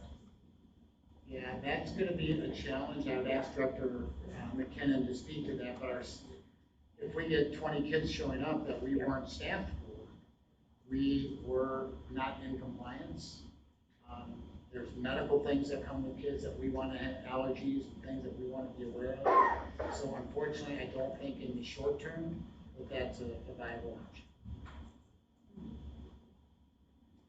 One question I have, Superintendent, and I'm sure you've already thought about it and discussed the logistics of it. All of a sudden, that many parents are driving, is that going to create any drop-off issues or? Yeah. I don't know about issues, but it's going to create more traffic and more congestion. and our principals are busy thinking about how they're gonna work with that and manage that, and we just beg for patience as families are working through this. Right, and I'm just wondering if there's anything, if somebody's never even had to drive in, if there's a map that can go out of the building that says, go in, I'm sure you've thought of it all, but. That I haven't thought of, but that's a good suggestion, and we'll have further conversation with it. I think it could just stagger any kind of class times. I mean, so a bus driver can maybe do 2 routes. I mean, Challenge, yeah, we'd be late, but at least we they're thought easier. about that on circling back. Yeah. The bus route ends at the end of the elementary route, which is 9:15. By the time that driver circulates back for another route, they're getting to school at 10:30. At least they would be there. I mean, they'd miss a little And school. we can Right. work with that, but then getting home means kids are waiting for an hour and a half for the bus to come back together. Unless parents could come, at least they would have a heads up. They'd have But to that pick won't serve up. all parents. We're not sure that that's a viable option, given the length of some of our routes, and the distance that those buses have. Now, anybody listening online that says, my neighbor Joe would make a great bus driver, and Jane would be awesome, please contact us, and the 8-week training period will get started right away. And it's a rewarding job if that's in your wheelhouse and something you want to do. You're connecting with kids every day and you're helping out the community. And am I correct that we pay for training? Yeah, of course. You'll see an agenda item shortly on approving a substitute plan. Director Friedman and her team have done an amazing job keeping staff having staff available and ready for substituting for teachers. We've been very fortunate to be able to get through, but it is a tremendous effort to make that happen on a daily basis. And the plan that you'll hopefully approve tonight will give us a good backup to address staff shortages. And that concludes my Thank you, Dr. Massey. Any other questions on the superintendent's report? Hearing none, we'll move on to the consent agenda. All those in favor, is there anything, all those in favor of approving tonight's consent agenda? Do we have a motion, I guess? I need a motion. Move to approve 7.3. Thank you. I'll second. Motion and a second. All those in favor of approving tonight's consent agenda signify by aye. Aye. Motion passes. We'll move on to action items. 8.1, donations. Member Kevin. For the month of September, we received $35,234.49 in total donations, so outstanding for the month. We had a $23,000 and some other dollars and cents from the Forest Lake Boosters Club for payment for 5 9th grade coaches. We had a donation of $6,134 from the Volleyball Booster Club for payment for an assistant coach. We had $2,770 from the Allina Health System.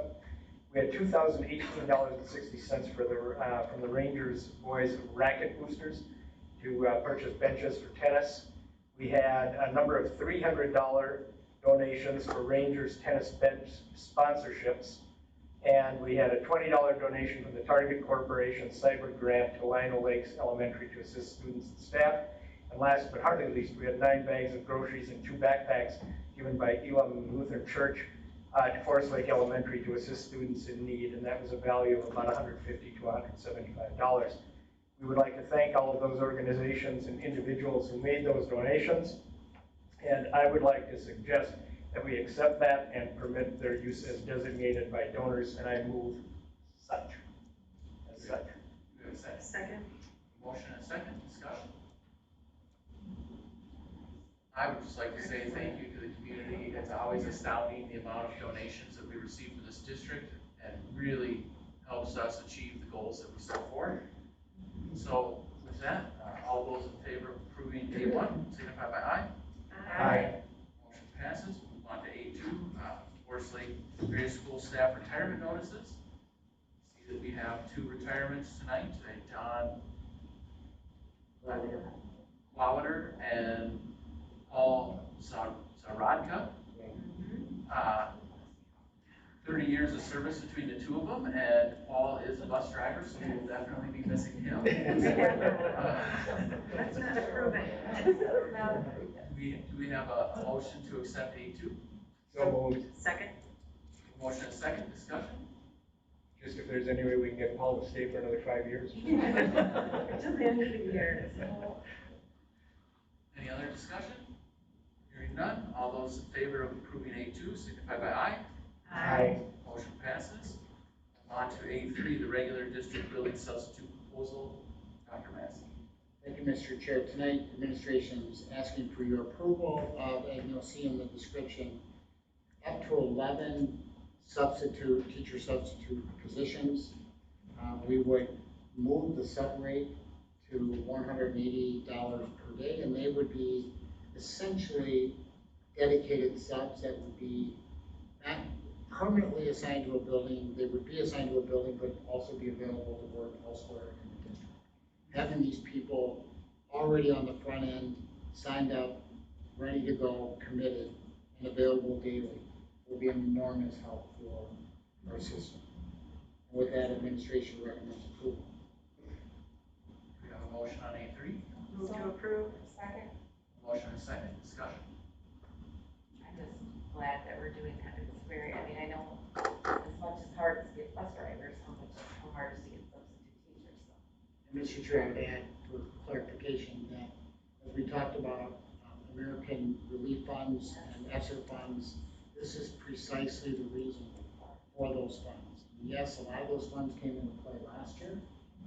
And ESSER 3, which was approved last spring, are coming into play now, and those are available for us through this year and into next year. We're not anticipating additional federal funds as we work our way through these challenging times, but those resources are precisely dedicated to these kind of needs. One other question, you may have said it and I may have missed it, I read through this, but the term was all for the whole school year, right? That's correct. Yeah. So I just really am pleased with this. I think it just lends a lot of stability to the system, to the school buildings, to the building principal, the other staff, and of course, the students, to have that stability and that familiarity. And I hope moving forward, I know we're using the funds provided, but I hope moving forward we can keep this model. I just think it's really a good one. So thank you, Donna. Director Donna. All right.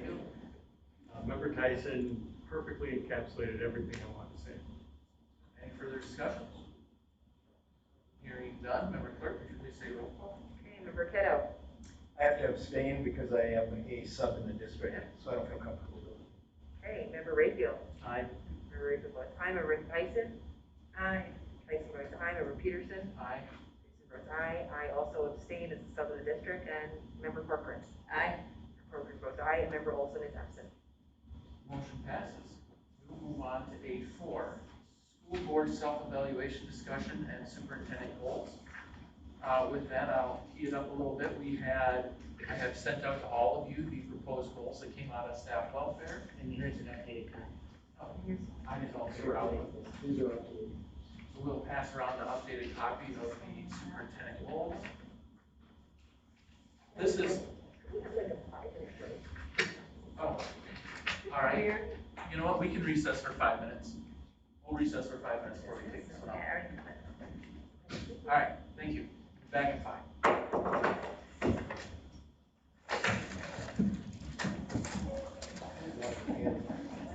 got a bank book in.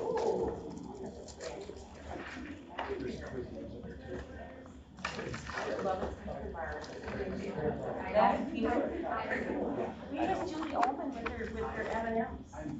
She always brings her M&Ms.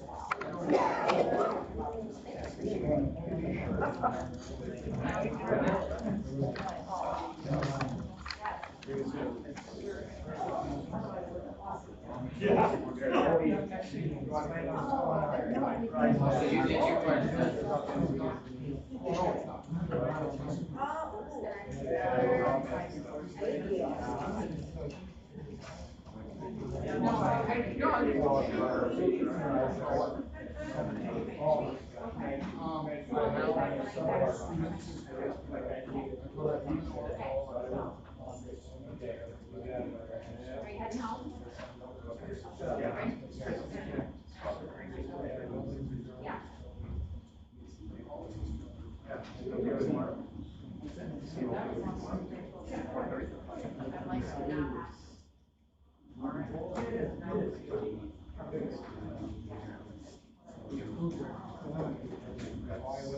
I'll look at my students.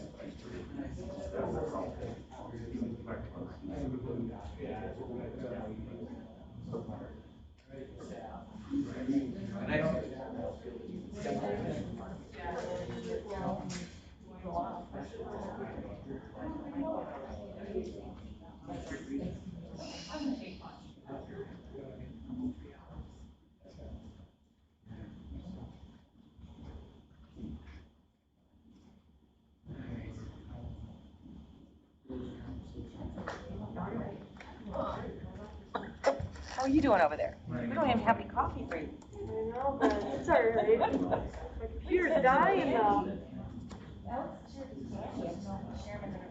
Oh, no. Are you good? A little something.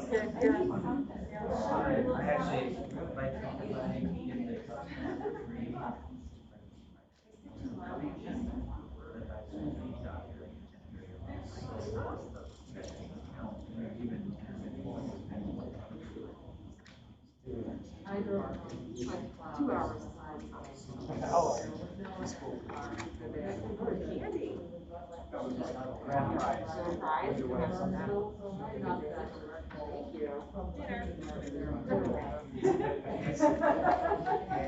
And when I say like including cough drops and the mask, it's like, myself. Well, that could be a good thing. It's not actually bad. I wore a mask a long time and I couldn't use the Yeah.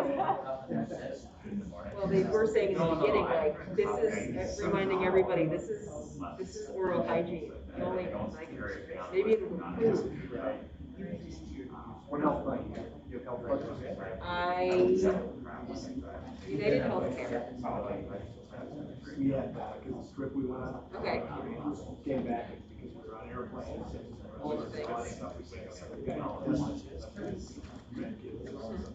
So we went in health partners out of White Bear.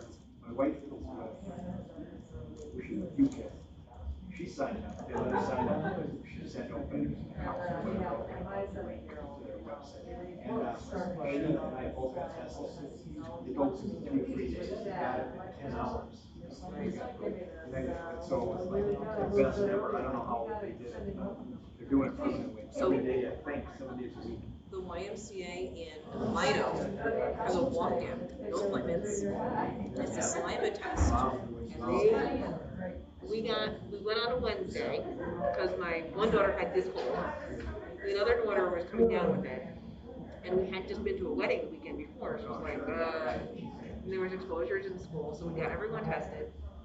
And so we got done Wednesday night, at like 6. And I was talking about like when we're gonna get the results and all the things on Thursday at 9 o'clock I got results. So it was a little more than 24 hours. But I actually just took a test at Lino Lake because I'm going to listen to wedding on Saturday. I wanted to make sure I'm not going to be making like a super strip. You're not the one. But I went on Wednesday at 3, and I just got my results today at 4. So it's really quick over the line. I was the one who got me sick. It was like 24 plus 1. Yep. I'm gonna go with you. It's a matter of getting all the kids together. I'll get them all there. Well, my middle schooler had 4 different exposure notifications. We'll see. You're a winner, Alex. I am. Oh,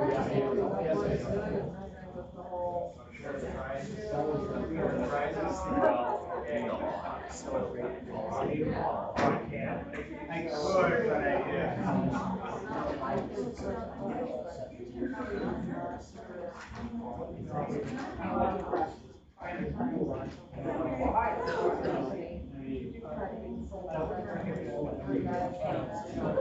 better now. Back to our, yeah, my son.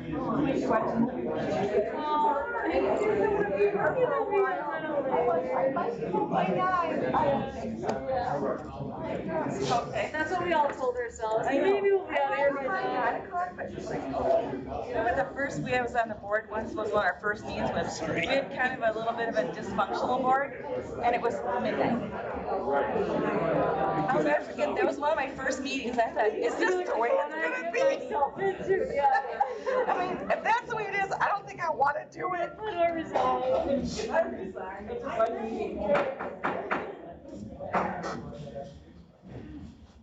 We will resume tonight's meeting.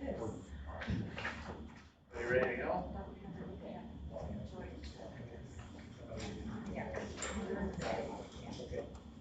Alright, with that, as I said before, we'll move to 8.4, the school board self-evaluation discussion and superintendent goals.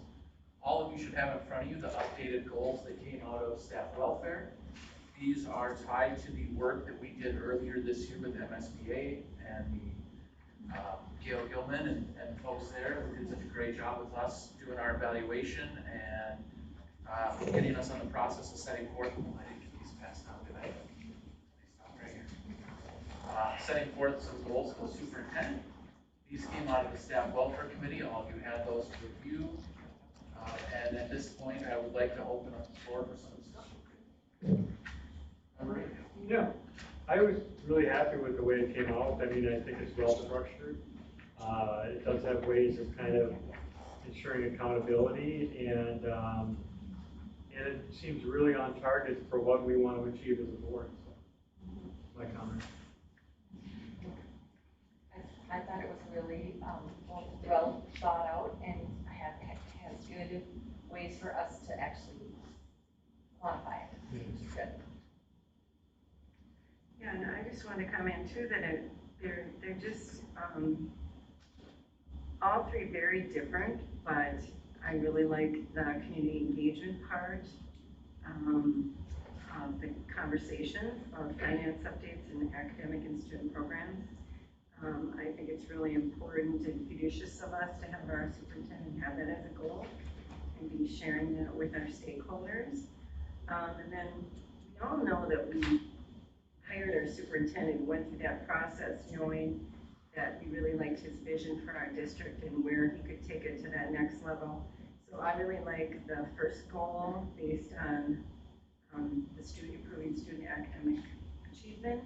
And of course, we know number 3, that just ensures our effectiveness and the organization of our work. And I think that that's another really outstanding goal because we really needed that organization to our work. So.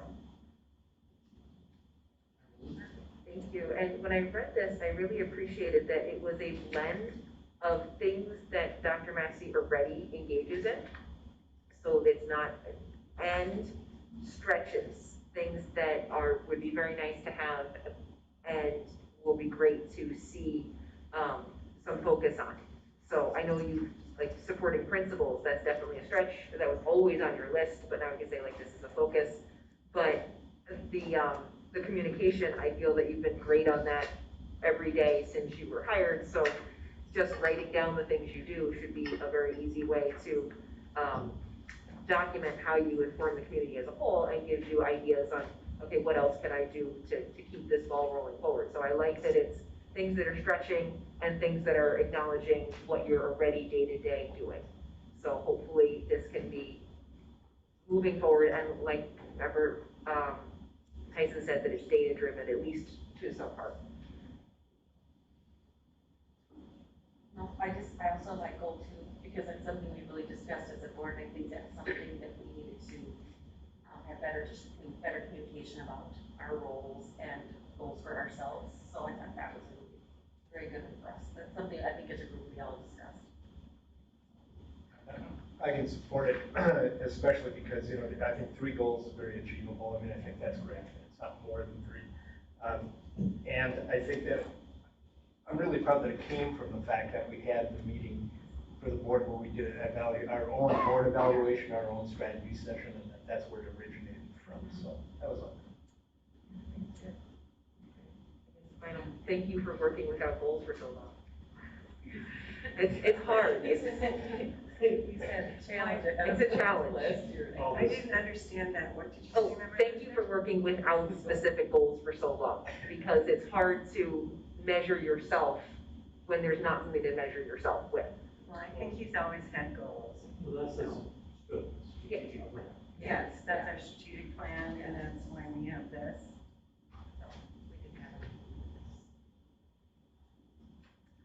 So for my part, I really like this layout. It really mirrors with what MSBA has put together and gives us, points to check in throughout the year so that we've got something to say, hey, we're making it, we're not making it. So I really appreciate it. I like the goals. I really like the board goals at number 2, because that will help. I know that we had some new board members discuss about their experience onboarding, and so I hope this will create a more sort of defined process when we get through that, so that's really good. And I would ask Dr. Metz if you had anything you wanted to share about these. No, the only thing I would add is, there's not a job in the district that isn't extremely demanding, mine included. But having this sense of focus and feedback around the work is going to be valuable for me.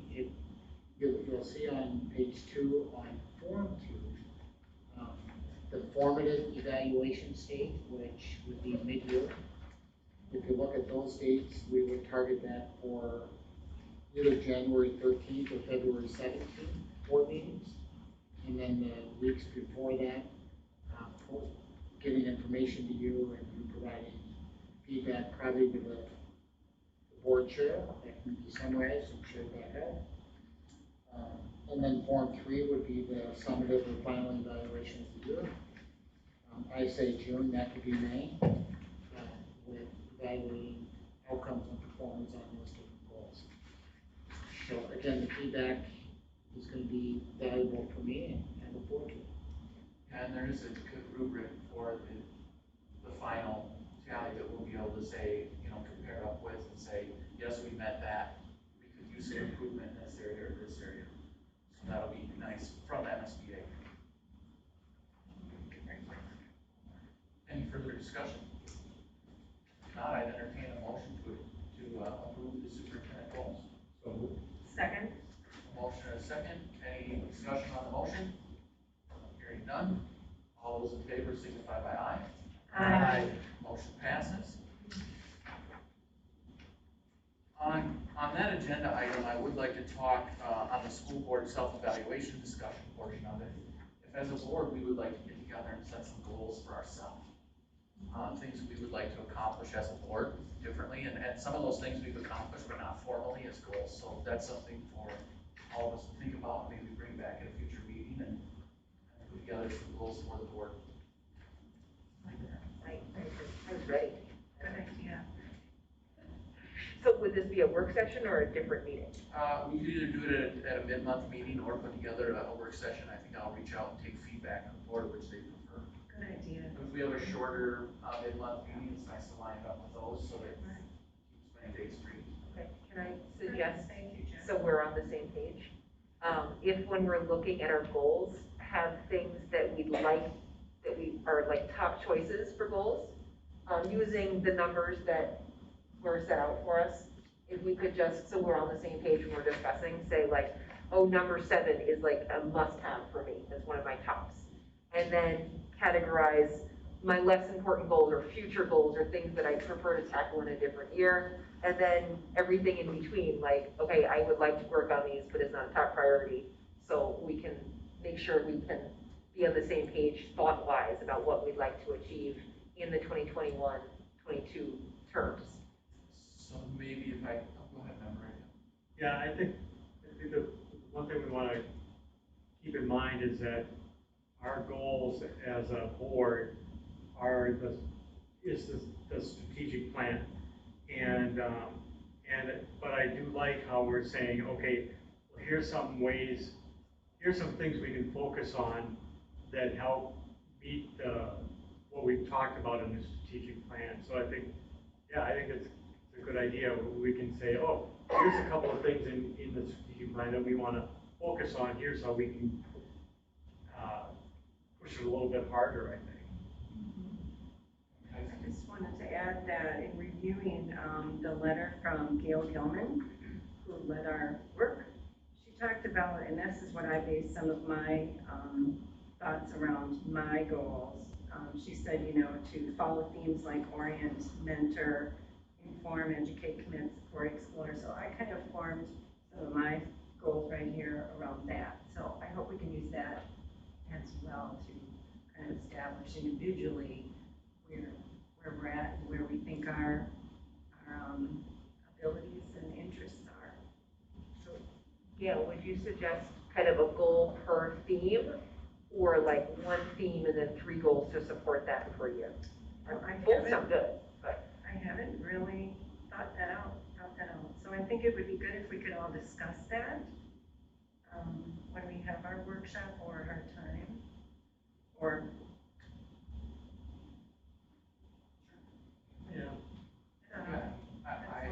I did appreciate the input, Member Rayfield. I think it's important to keep that strategic plan right front and square as we set goals and we'll get things we need to accomplish the strategic plan. And also,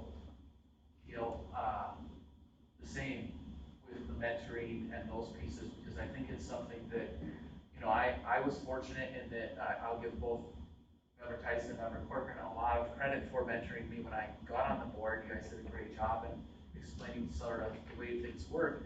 And I would say that I did not do as good a job with Member Luther and Member Kettle in return. I think if there was a more formalized process there, it might have really helped, bring when new board members got onto the board and help understand some of the roles and responsibilities. So I look forward to having this discussion further in the future. One more thing. Yeah.